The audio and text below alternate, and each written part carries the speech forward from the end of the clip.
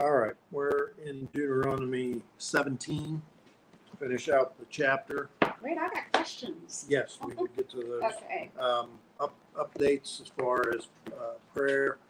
Yesterday, I shared with you that Steve Horn, who is the executive director of Louisiana, requested prayers for all of Louisiana for the fires that they have down there, drought conditions, and the firemen are overextended. So we joined them in prayer yesterday. I wrote him last night, told him, hey, we prayed for you and with you.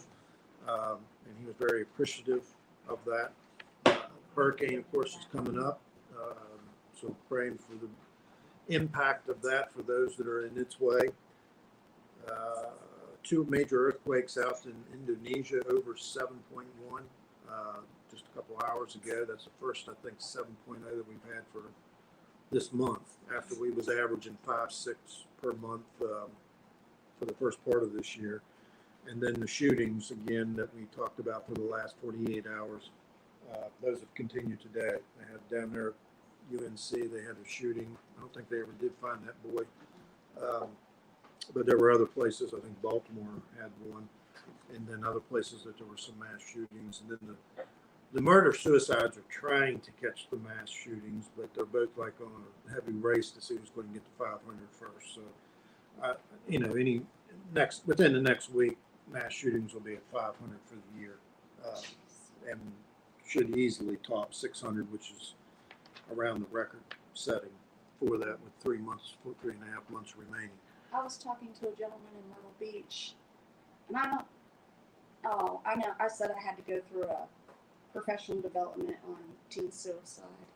It was one of my professional development things. And he said, I just don't understand suicide. I said, I don't understand murder-suicide.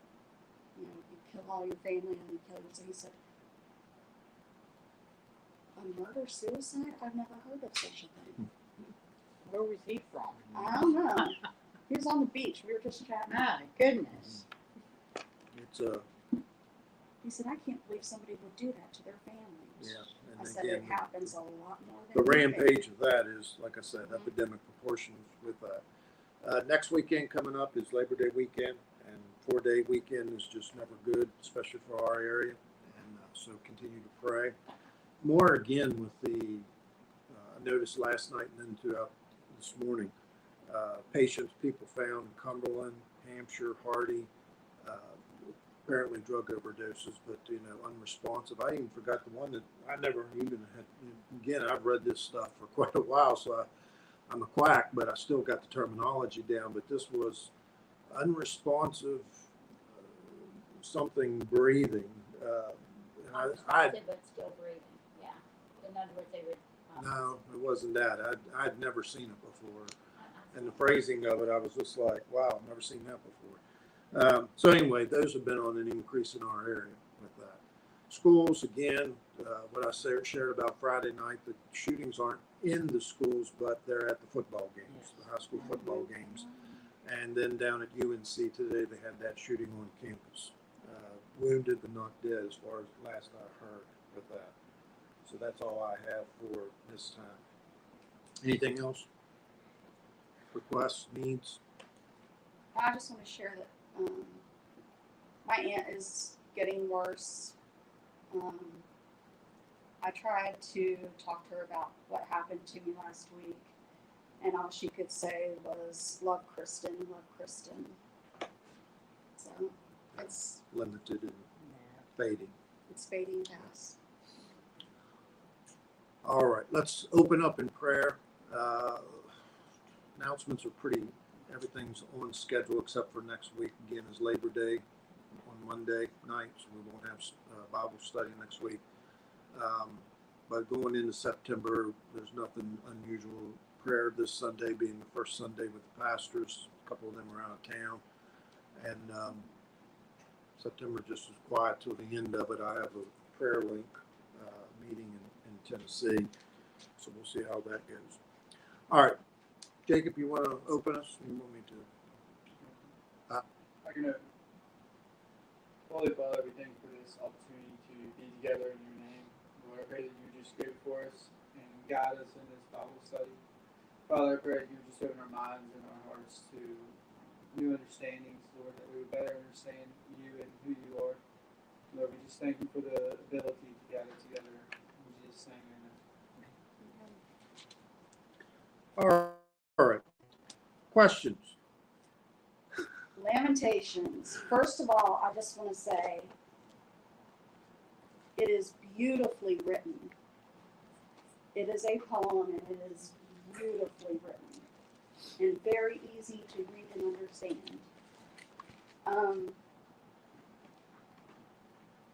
I thought I was going to cry again when they brought Jeremiah back into it because I was poor Jeremiah yet again.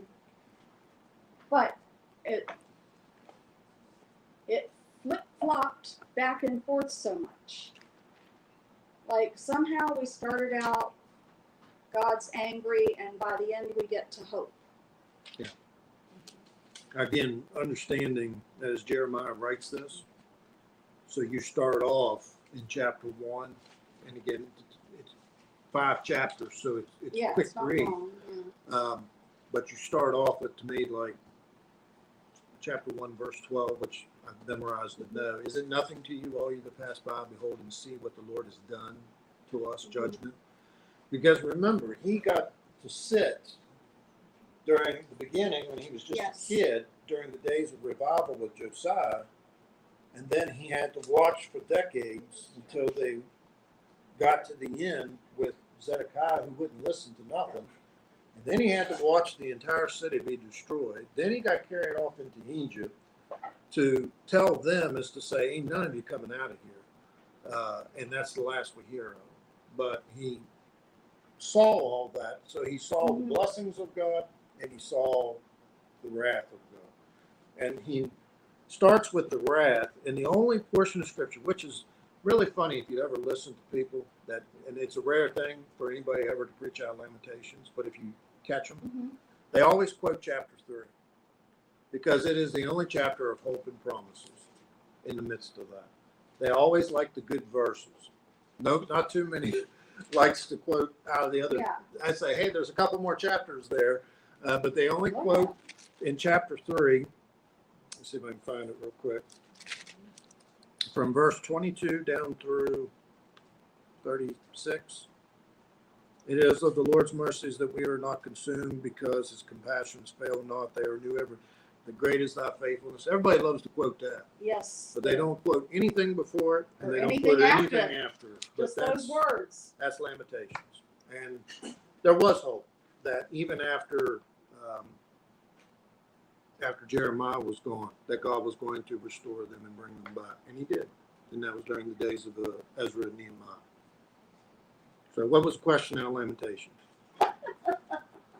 So my question is, first of all, who wrote Lamentations? Do you Jeremiah. know?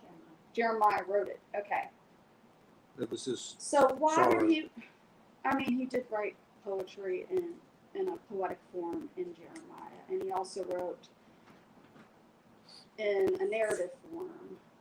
But this one is all poetry. Is there any particular reason why? I don't think it's what you would call poetry as much as just the prophecy of what he's conveying to them for what the Lord has The said. way it reads, I mean, I would definitely call this. I wouldn't call Songs of Solomon as good as this. But anyway,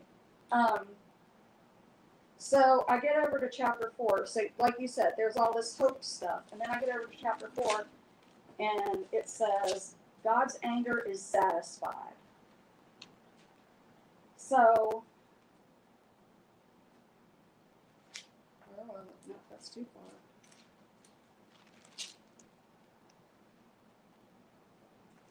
The punishment of my, this is verse 6. Oh no, verse 4, I'm sorry. Because of the thirst, the infant's tongue sticks to the roof of its mouth. The children beg for bread, but no one gives it to them. And so, like, that satisfies God. The judgment on the city. He's making a declaration of what that judgment looks like. when he takes the food away because he sent famine and he sent drought. And they're in the cities because they've been shut in there by the Babylonians and surrounded for years now. Matter of fact, I think it was 1 year and 3 months that they were in there. Some point your water runs out, some point your food runs out, and you're left with nothing. And this is the picture of that in that. Okay. So again, and it's like you said, it's a poetic style of declaring what God did and what God allowed upon them for their judgments. Verse 6, for the punishment of the iniquity of the daughter of my people is greater than the punishment of the sin of Sodom. Because again, Sodom was instantaneous. This was duration. And again, but they had a chance to get out before oh my, they were blocked in there. they had 11 years with Jehoiakim, and he begged and pleaded with him. He was the one that took the penknife and cut up all the parchments of the word and burned it in the fire, and then declared, hey, go kill Jeremiah, and they couldn't find him. Yeah. Zedekiah comes. He's there for 11 years. He's told, go out and surrender yourself to them, you and your family, and the city will be preserved, the temple will be preserved, your family will be preserved. Wouldn't listen. So he holds up, and then finally he breaks through. He tries to run. They catch him. They take him before Nebuchadnezzar. They kill all of his sons in front of him. And then they put his eyes out, and then he's left in chains for the rest of his days. All because he had ears to hear, but he wouldn't hear. And that's the picture of this. Okay. Well, Okay? I was happy and then I was sad. Yeah, it's a roller coaster. It is. Okay, so Ezekiel chapter 1. Now, in my version, it never came out and said, this is an angel. Is it an angel? At which point? There's It says, two. verse 4, it says, I looked and I saw a windstorm coming out of the north, an immense cloud with flashing lights and surrounded by brilliant light. The center of the fire looked like glowing metal. Yeah, it's on down through there. Verse 5. You have the first phrase as well. Yeah. And in the fire was what looked like 4 living creatures. Okay. So where else in the scriptures do we have 4 living creatures? Revelation. In the throne room of God, above him, there are the 4 beasts, and they have all 4 different faces. The faces of what? An eagle, A lion, lion, a man, a man, and a cow, a calf. calf. Yeah. So those are the 4 faces, and they all have 6 wings. All other angels have 4 wings. They have 6 that binds them around at their feet, and then the other ones that Oh, carry in them. the back they carry with. So that same comparison. Okay. So we're dealing with angels, isn't it? Okay. It's when you get over to 19, 20, somewhere down to, I'd have to look at it here real close, where the wheels appear. And in the wheels is the glory of God, the glory Shekinah in that, because all the other wheels are different of the living creature except for God. So yeah, 19 says, when living creatures moved, the wheels beside them moved, and when the living creatures rose from the ground, the wheels also rose. So you Yeah. have a bunch of angels there with the 4 living spirits, which are the same angels on these wheels operating. Verse 26, and above the heavens, the firmament, the likeness of the throne. So in the sapphire stone, which is also in Revelation 4, when John says, and I saw, and there was a door open to me, and when John was exited into, and the same thing, a vision, he's exited into it, and he says, and I saw a throne, and he that sat upon him was he that liveth forever and ever. And he gives that same description. I don't know. I've not studied. I know I should. I have not studied the stones.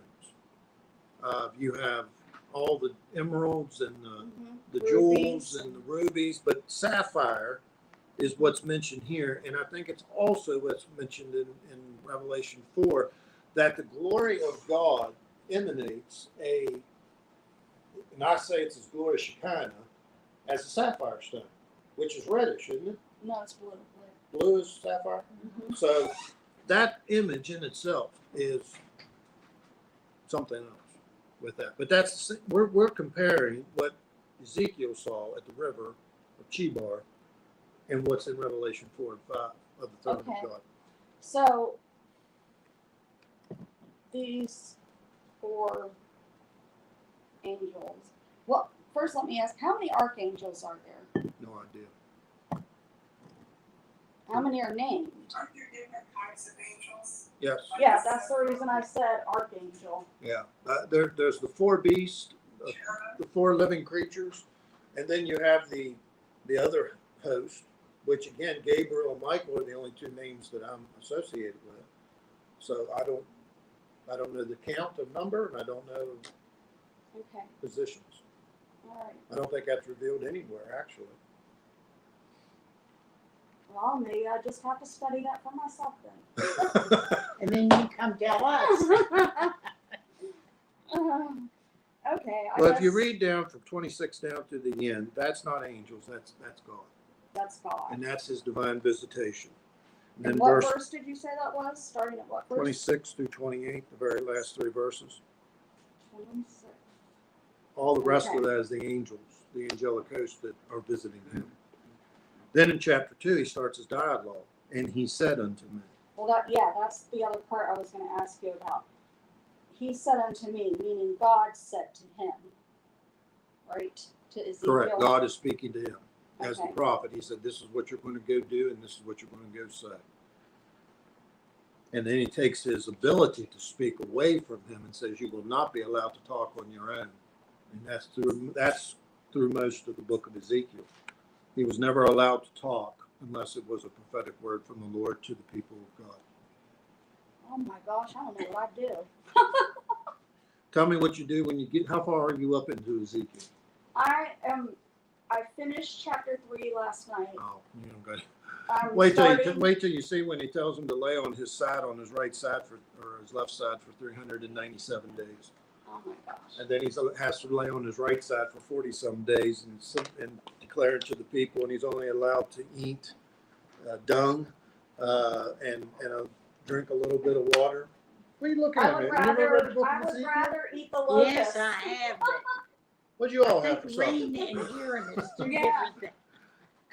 So I'm getting ready to read chapter 4, and it says the siege of Jerusalem symbolized. What does that mean? Symbolized. Why are they using that? He sets out again, and this time frame is the same time frame as the end of Jeremiah. Okay. So they're overlapping. Okay. Ezekiel's at the river of Chebar, which is northeast of Jerusalem in Israel. Of course, Jeremiah is in the midst of it. Yeah. At the end, where the Babylonians ransack and demolish Jerusalem, then he comes to Ezekiel and says it's finished. But he is still a prophet to those.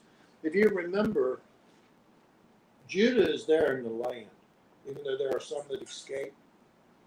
Israel is the ones in 712 BC were the ones that were carried away by the Assyrians. Okay. So this is a lot of that remnant of the children of Israel, not the children of Judah. Oh, okay. So they are in this land living, but they are vagabonds because they've been removed from the promised land. All right. So enjoy. Well, I'll tell you that first chapter, like I read it 2 or 3 times, trying to get this picture in my head of. Yeah, what it looked like. Uh-huh. Yeah, the circles and the wheels and Yeah, all that. all I that. tell you, yeah, I spend a lot of time trying to invoke what that would look like in the midst of it. So that's all of my questions. Somebody else. All right. Anybody else? So I was listening to Paul Washer the other night, and I've noticed a lot of preachers reference American Christianity as like Western Christianity. So 2 questions of that. One, is it wrong to do that when technically we're all supposed to be one under the bride. Like we're all the bride of Christ, all true Christians. You mean worldwide Yeah. versus just Western Hemisphere? Yeah. I think it's because he's who he's addressing in his context when he says Western civilization, the North American church. You'll find that I don't even say that anymore. I don't say the United States. I say North America.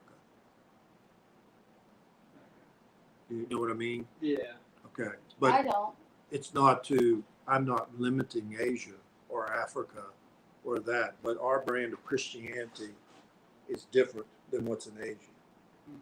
As a matter of fact, I would rather do it the way Asia's doing it than the way we do it. Well, that's my We're problem. so based on entertainment, Human. humanism. They're based on persecution, Yeah. and they have to worship with what they have, and it's the Bible, it's prayer, and again they're unity. They sing, and there's no time limits. Our structure in the Western civilization is what he's referencing, the way we've done church, Mhm. and his condemnation on that. His 10 indictments, the 10 indictments that he preached when I was down there in Atlanta, is what that's Western civilization, Western culture. Well, that's my follow-up is what's the big difference between, because I know Western is more humanism and more so about us than about God, and I know them, like we said, they're being persecuted and they don't have the freedoms. Do you think it will take that for the United States to, have that? I say no, but, and this is the reason that I always get in an argument, because most people say there's no other way to redeem the North American church than through persecution. It has to happen. This is the only way. And I'm like, no, it's not the only way.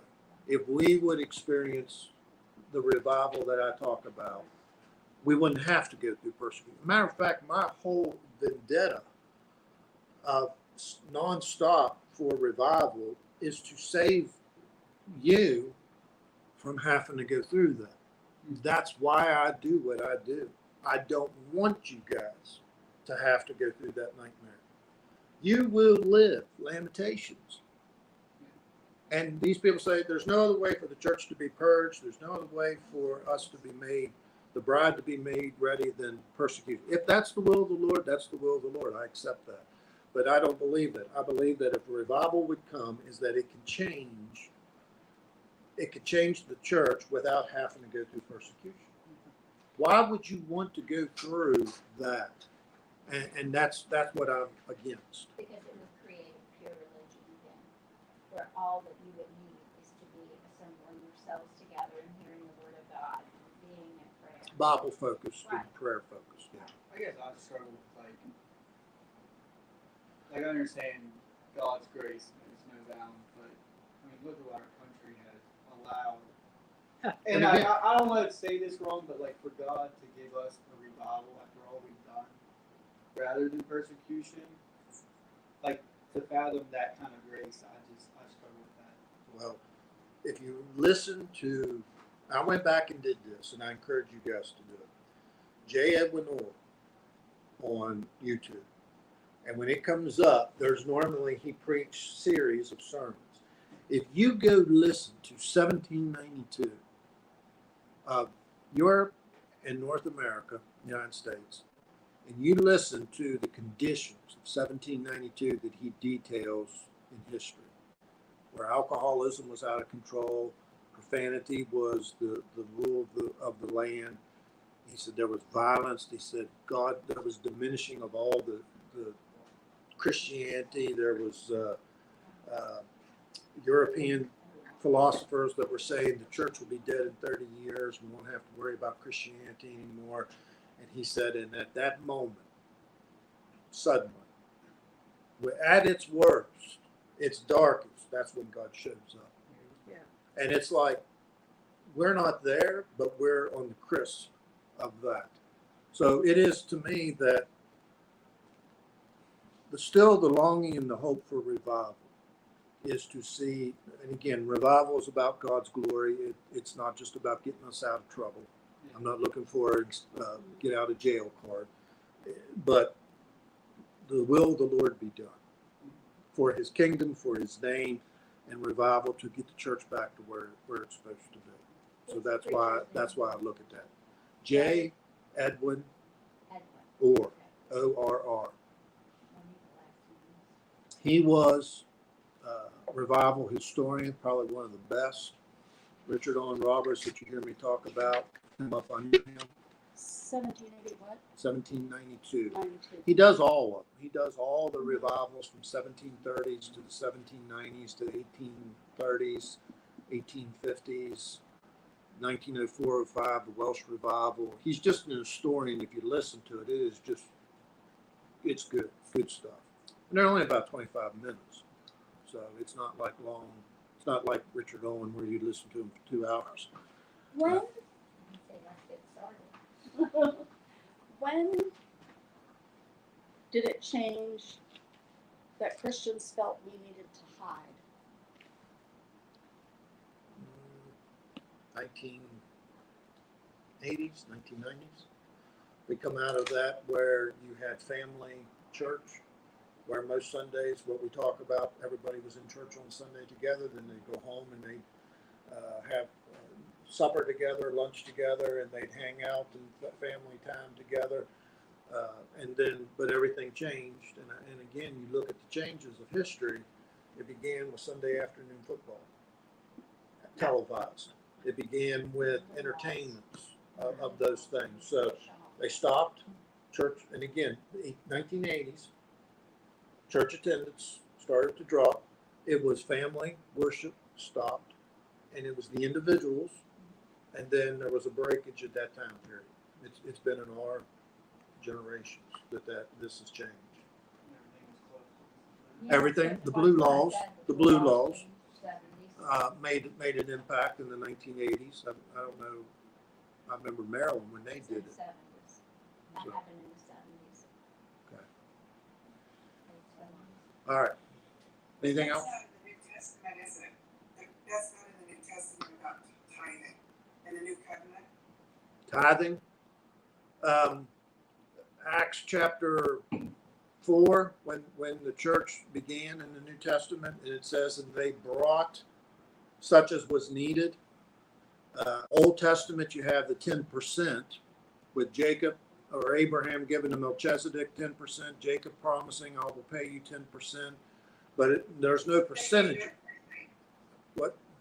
They gave everything they had, right? They brought and they gave, some people gave land, some people just gave everything, but they gave such as was needed. So whatever the need was, they met it in that. But there wasn't percentages. We teach discipleship that there was a percentage to begin people, but it increases for as the need was. You know, Philip talking about a preacher that gave X amount of dollars to this mission project down there in Florida. He said, oh, this guy gave, I said, well, he goes to every Alabama football game. I said, how many thousands of dollars do you think those are? I said, he's given his chump change, not his tithe or overflow. But anyway. Okay. Any other questions? That goes along with, it was the parable, right, that Jesus told about the lady who gave the 2 cents and she gave everything she had, or the rich man. Yeah, and he said Yeah, she gave she all. gave all. They gave of their increase. Right. So it's the motive of the heart and why you're giving. So because you love God and you just want to advance His kingdom, but if you're giving to get something back, I don't think you should give. There are a lot of people that will say that if I give, and again, when we're talking about different cultures, I talked about Asia, but if you go into Africa, what they're battling is prosperity preachers. If you give me your tithe, and then God will bless you with 20% increase, and that's fallacy, that's error, that's blasphemy, and you don't. But doesn't it say in the Bible also that whatever you give, you'll be given back in sevenfold? Well, but again, it may not be. I mean, I'm not saying it's money necessarily. but they look at it for indulgences of here. Okay. What does it say? I get nothing here, but in heaven, I will receive my rewards, and that is the benefit of that. We give, and again, it says, as the Apostle Paul says in Corinthians, the Lord loves a cheerful giver. And old Oliver B. Green used to say, he said, but I've watched some of you all tithe, and he said, you put a permanent kink in Abe Lincoln's beard, holding on to it, trying to drop it in the offering plate.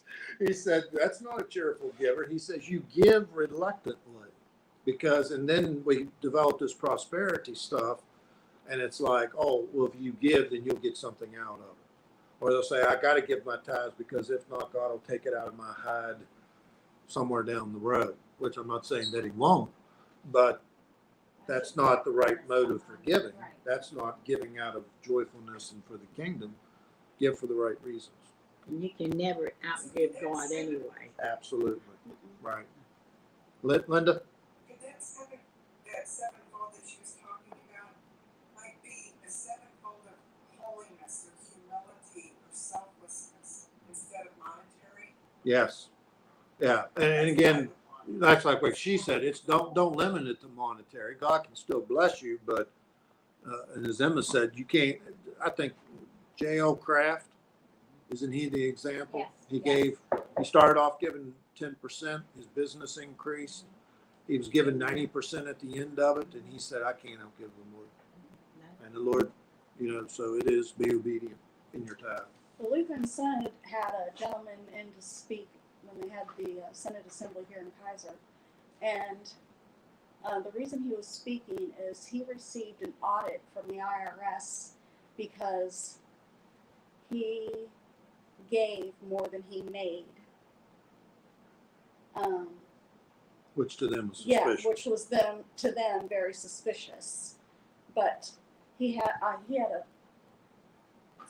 should I say, a quiver full of children, and they all gave. I mean, it wasn't just him giving for his family; like they all gave. Yeah. And it was an interesting story. I don't remember all of it, but it was something different to hear. I mean, they really raked him over the coals. The The IRS? did. No, said he Yeah, Okay. I know. didn't. All right. Anything else? All right. We'll spend here. Let's get into Deuteronomy 17. Pick up in verse 14. We'll try to go down through this. Chapter 18 is just one page, 22 verses, but there's some things there that's going to take us some time to look at. So let's focus on. We left off verse 13. The three duties, responsibilities that is the same that falls for us. All the people shall hear, fear, and do. No more presumptuously. Now that three instructions: fear, hear, fear, and do. So 17:14, where we left off, and we'll pick up with this. This is all one section, 14 down through 20, which is the close of the chapter. When you are coming to the land which the Lord your God gives you, and you shall possess it and dwell therein, then you shall say, I will set a king over me, like as all the nations that are about me. This is a preemptive instruction of God. God had given them before in the law, you will not have any king to rule over you. I'm the one who rules and reigns over you. You are not to ever ask for a king. So then you read this and you'll say, but wait a minute, now he's making an allowance for them to ask for a king. Well, why is that? Does God not know everything? So God had somewhere along the line informed Moses is that after you are dead and gone, they will ask for a king once they get into the promised land. And even when did that happen in the Old Testament? When did they finally ask for a king?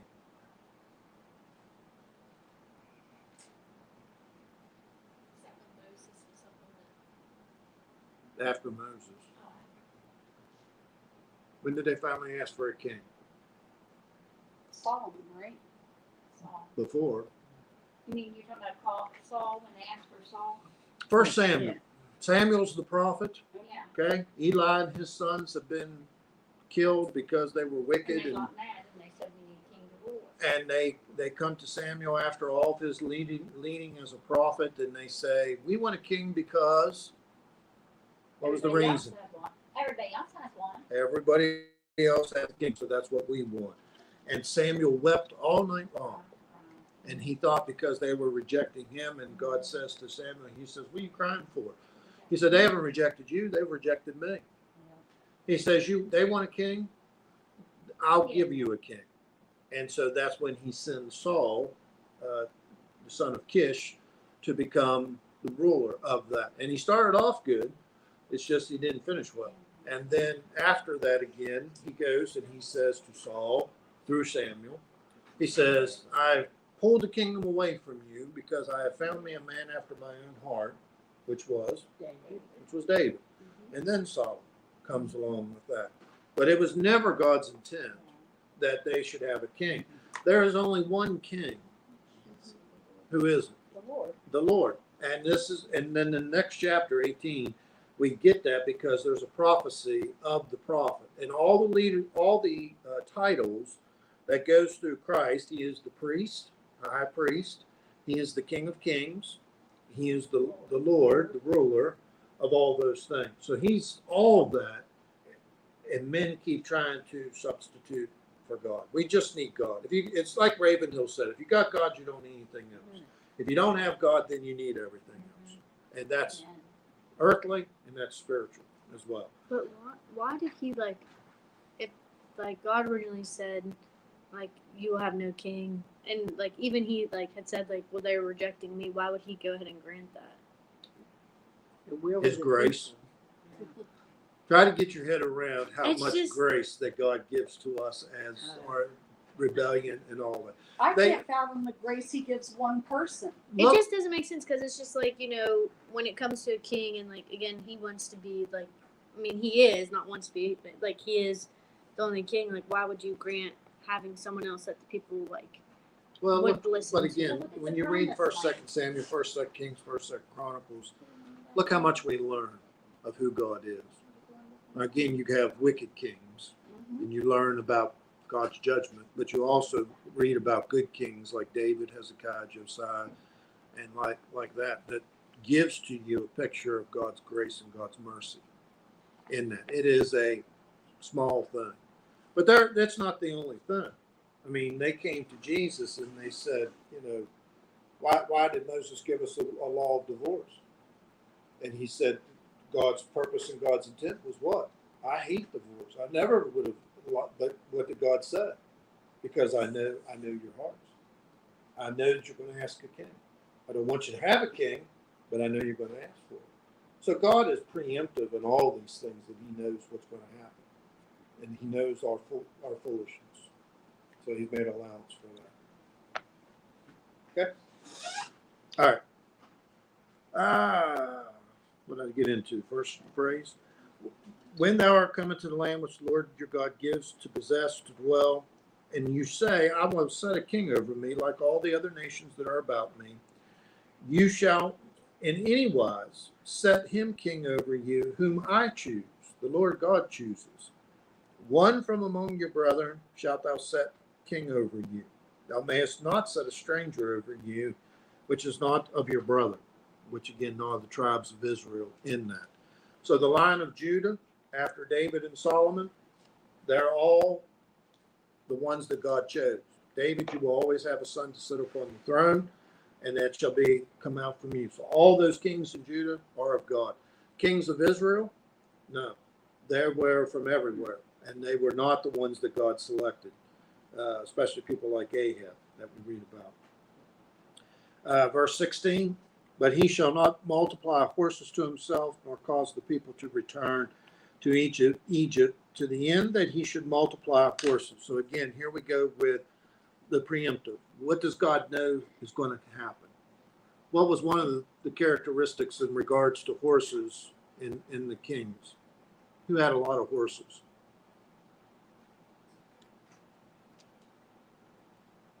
Saul? No. David. Solomon.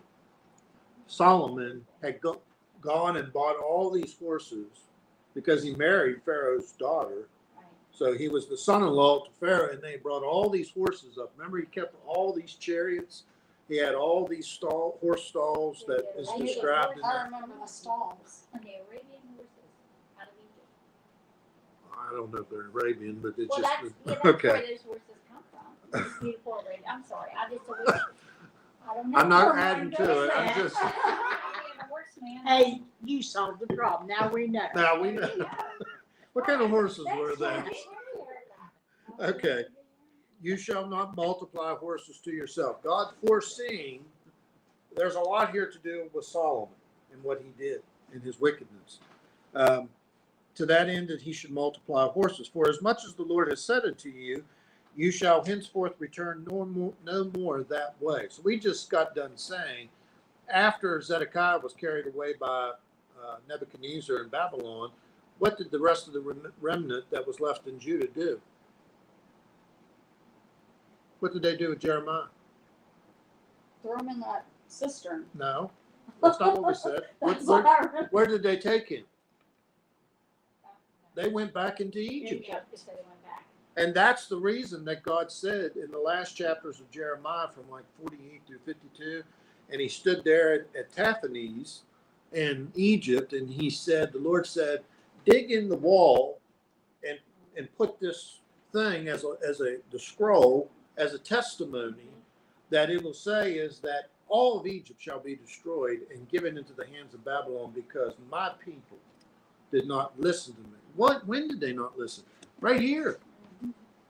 500 years before it happened when he said, don't go back into Egypt. And what did they do? They went back into Egypt. What is the sin that is there? What's that sin? Of what? It's disobedience, but what kind? Rebellion.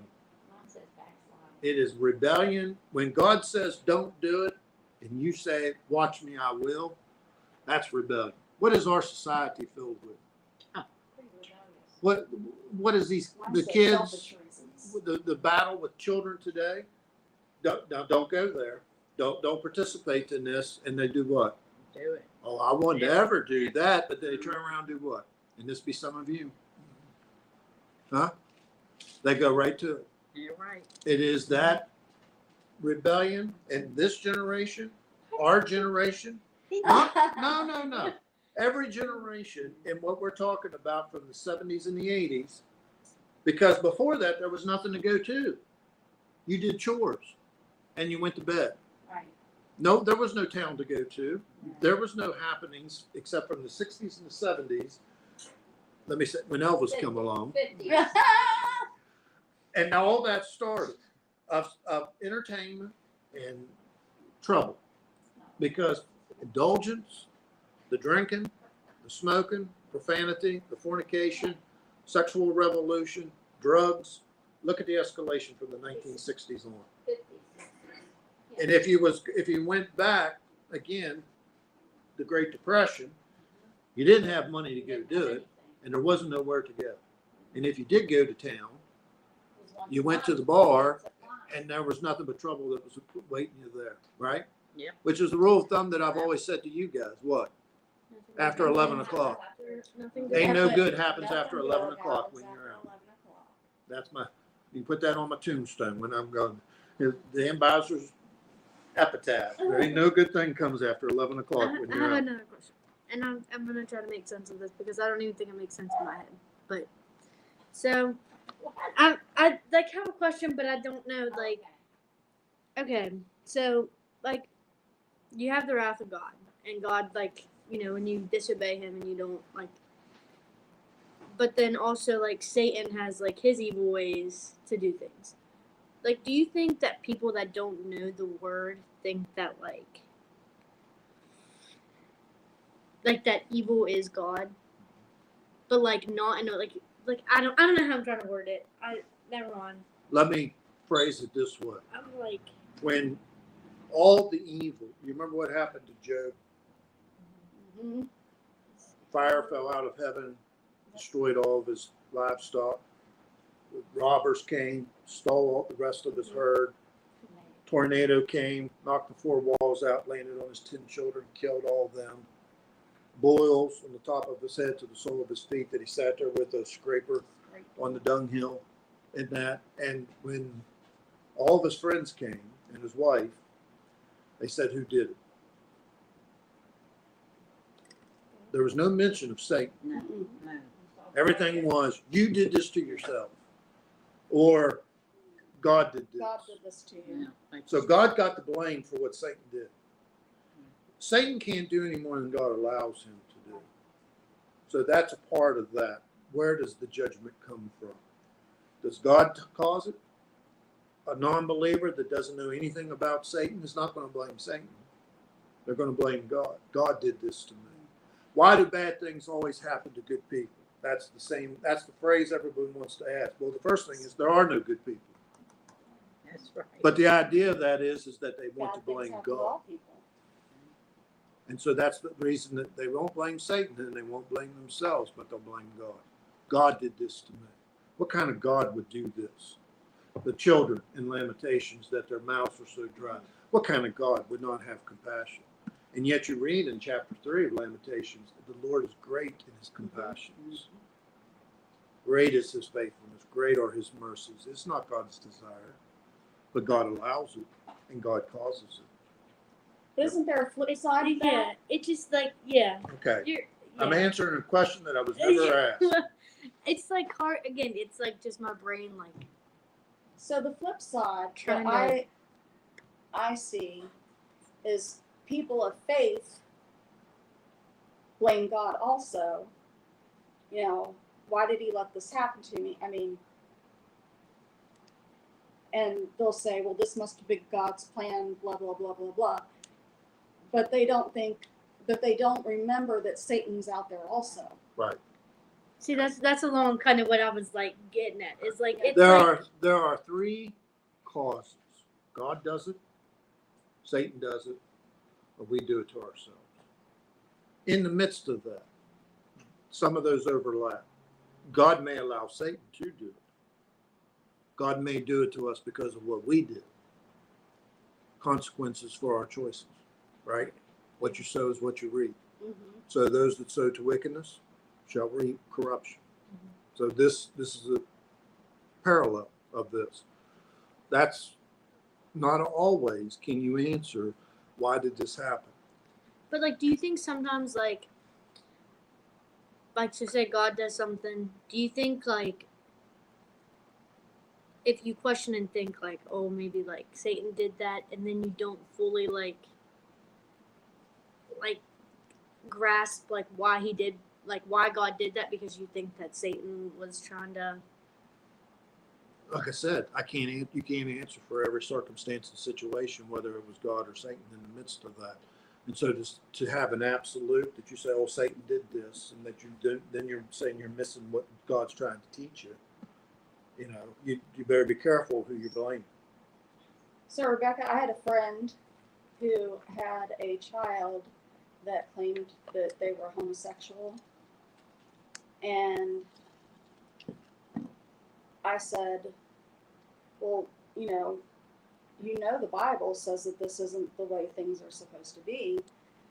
And I said, when you've talked to him about it, what does he say? And he says that if I am divinely made and God doesn't make mistakes, then what's wrong with me? And my answer to that is the devil's still out there. So things happen to us, whether it be our fault, Satan's fault, or God's fault. It doesn't matter whose fault it is. It's what we do with what we're given. And back to Romans 1 on that, because, yeah, no factoring there that the devil's still out there to lead people into that. But if you read Romans 1, where does this homosexuality come from? It says God gives them over to reprobate minds, that men lust after men and women stop doing that which is unseemly among themselves. God turns the mind, the earthly mind, over to this heathenism. this abomination in that. But God allowed it because of the wickedness of their hearts in that. It's not a clear answer for some of these things, but then in other things, it's pretty clear. This is the judgment of the Lord in the midst of that. Let me do 2 verses that I'll say. Linda? We all have besetting sins, homosexual, whatever, and aren't we called to overcome? He's given us His mercy and His grace to overcome whatever it is in our life, whether it's homosexual or anger or whatever it may be. But don't we have to repent? The Sin so easily. the factor of that is like Ephesians 4, where he says, put off the old man. What we find today is these that say, but I don't want to put it off. I don't want to die to self and take up my cross. I want to live in my sin and still be saved. And this is the reason that they bring their sins into the relationship with Christ. You say, wait a minute, what was you saved from? Jesus saved me. Saved you from what? Did he save you from your profanity? Did he save you from your lust? Did he save you from your anger? Did he save? And what was you saved from? And what was you saved to? That question is not asked nor answered today when people said, "Oh, I got saved the other day." Oh, okay. What does that mean? Got saved from what? I got saved from hell. Well, that's one of the things, but we're saved from self. We are our worst enemy. You know, the sin that does so easily beset us is not your. My sin is not your sin. My sin is my sin that I have to die to and put down and give to Him, and let the blood of Christ cleanse and forgive. In that, and you don't hear much of that when we're talking about back to Western churches. You all get saved, get saved. Saved from what? Saved to what? And there's just no explanation of that. All right. And are we continually being saved? Yeah. Each day, where Christ says that daily, Self die to self. daily die to self, take up your cross. It's not one and done. And all right, 17 left off in 16. Neither shall he multiply wives to himself, that his heart will not be turned away. That is an exact condemnation for who? Children who have polygamy. No, what king? The king. Oh, We're talking about Solomon, the king. Solomon. How many wives did Solomon have? Hundreds. Thousands. Nobody knows specifically. 700 concubines. And 300 wives. Okay, when you, these concubines. Now read this. The king was supposed to write out the book of Deuteronomy and read it and study it and know it. So here's God saying, don't multiply horses to yourself. Don't go back into Egypt. God is preemptive telling them, when you do these things, this is what I'm going to do. Do not multiply wives because they will turn your heart away. You think Solomon ever read that and think this is going to be my end result? Because I had, and again, when you go over to 1 Kings, you go over to 1 Chronicles, and Solomon had these 700 concubines and 300 wives. And then you read what they did to him. In his old age, what happened to Solomon? He worshipped other gods. They All turned gods his heart away from from God. Right. Exact fulfillment of what God had said in 1500 BC, 500 years before it happened. Neither shall he greatly multiply to himself silver and gold. Condemnation. 1 Kings, 1 Chronicles. And you read is that Solomon made silver and gold as stones out in the yard. I mean, he increased it. All the gold shipments that he got out of Africa and all of that, and increased it. And again, the warning of riches and prosperity is what? What's the condemnation of that? Lose your soul. It causes you to forsake God. Because look what I've done. Look what I have. What's the condemnation on the Laodicean church over in Revelation 3? I wish you were hot or cold, but not you that warm must be And why did that occur? You are increased in goods and have need of nothing, not even God. Where's America? We are increased with goods and have need of nothing, not even God. So from Deuteronomy to Solomon to Revelation, repeat behavior that we see here. And it shall be that when he sits upon the throne of his kingdom, that he shall write him a copy of this law in a book, out of that which is before the priests, the Levites. So clear instruction. When a king, which I don't want you to have a king, but I know you ain't going to listen to me, you're going to take a king. That king is supposed to write out the law and read it, study it, and know it. Now, we get over to the Kings and Second Chronicles. They had lost the book. Yes. In days of Hezekiah, the days of Josiah, they went into the temple and started cleaning out. Oh, we found the book. Well, they lost the book. What was the kings reading? Archie comics.